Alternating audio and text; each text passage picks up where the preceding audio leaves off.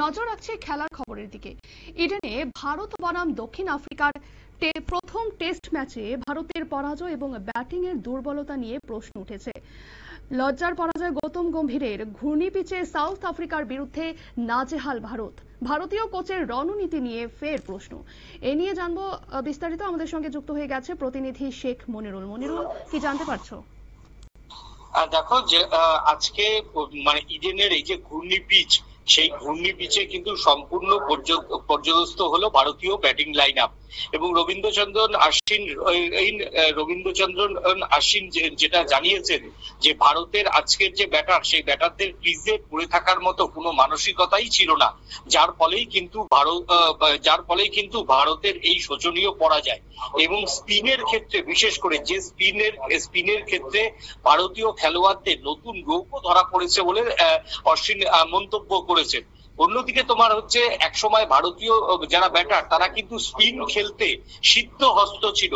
সচিন থেকে আরম্ভ করে, সৌরভ থেকে আরম্ভ করে, ভিভিএস লক্ষ্মণ, রাহুল দ্রাবিড়, সবাইকে বলা হতো স্পিনের মাস্টার।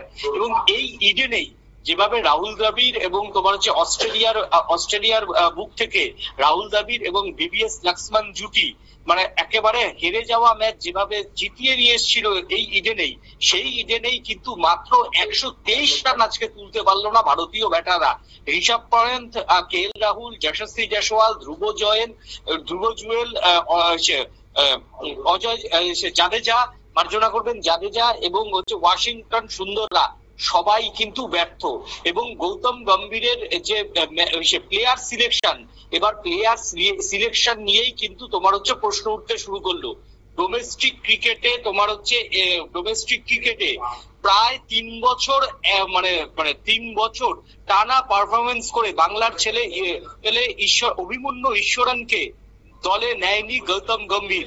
প্রায় 2 বছর তিনি দলের সঙ্গে ঘুরেছেন, ভারতীয় দলের সঙ্গে ঘুরেছেন অভিমন্যু ঈশ্বরন। তারপরও অভিমন্যু ঈশ্বরনকে একটি ম্যাচও খেলায়নি গৌতম গম্ভীর। এবং অন্যদিকে তোমার হচ্ছে ঋতুরাজ গায়কর থেকে আরম্ভ করে তোমার হচ্ছে সরফরাজ খানের মতো ব্যাটারদের গৌতম গম্ভীর দলে নেননি। অর্থাৎ এই গৌতম গম্ভীরের যুগে তার পছন্দ না হলে কোনো ক্রিকেটার ভারতীয় দলে ক্যাপ পায় না।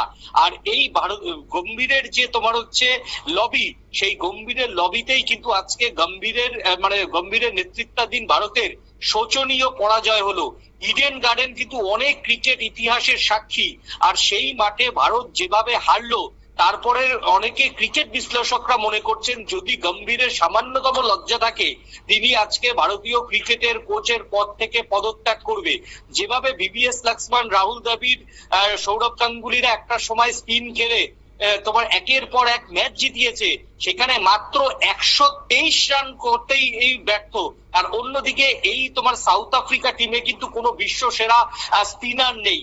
সাধারণ মানের সব স্পিনারদের খেলতে তারা যেভাবে ব্যর্থ হয়েছে, তাতে কিন্তু কোচ গৌতম গম্ভীরের এবার পদত্যাগ করাটা শ্রেয় বলেই মনে করেন ক্রিকেট বিশ্লেষকরা। ধন্যবাদ মনিরুল। আপনারা শুনলেন কোচের কৌশল এবং পিচ নিয়ে ভারতীয় দলের চাহিদা নিয়ে কিন্তু একদিকে সমালোচনা হচ্ছে, অন্যদিকে পিচের অবস্থা অনুযায়ী কৌশল তৈরি করতে না পারার কারণে ভারতীয় কোচ গৌতম গম্ভীর এবং তার রণনীতি নিয়ে কিন্তু প্রশ্ন উঠেছে।